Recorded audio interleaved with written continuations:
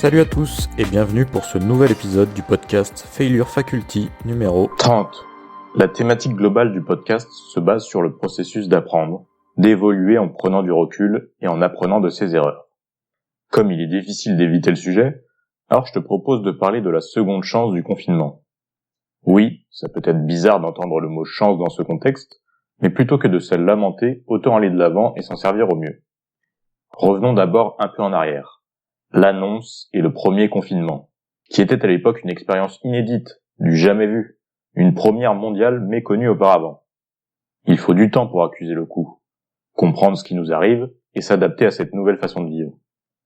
Peut-être que tu as passé ton temps à ruminer, à t'ennuyer, et tu n'as pas réussi à être productif pendant ce laps de temps. Et si c'est le cas, est-ce vraiment grave? Même si tu vois ça comme quelque chose de négatif, vois ce moment comme une seconde chance et l'occasion de ne pas reproduire 2 fois la même erreur. Une fois c'est une erreur, 2 fois c'est une mauvaise habitude.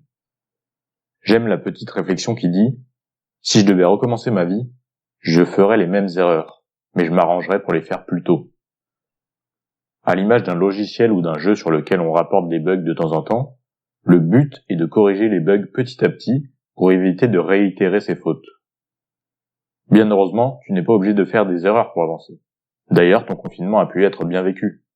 Personnellement, j'ai eu des moments de flou au départ. Puis j'ai décidé de me prendre en main, me fixer des objectifs, une sorte de planning.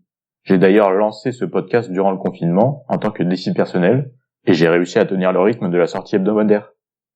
Tout ça pour dire que le plus important est de capitaliser. Oui, ce mot se rapproche du terme capitalisme, mais que tu sois pour ou contre, ce n'est pas vraiment lié, juste un concept qui se rapproche.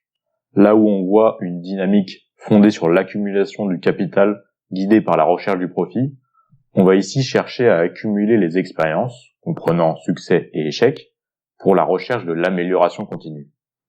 Dans l'idée, ton travail va être de prendre du recul sur tes actions, pour voir ce qui n'a pas marché, ce qui a justement fonctionné, ce qui peut être amélioré.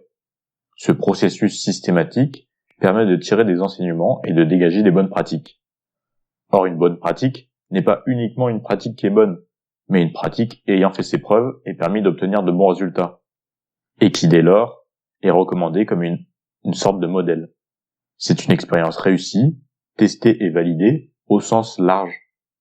C'est un processus qui s'apparente habituellement à la vie professionnelle et à la gestion de projet, mais qui peut très bien être utilisé au niveau personnel dans la vie de tous les jours. Et toi, est-ce que tu reproduis tes erreurs?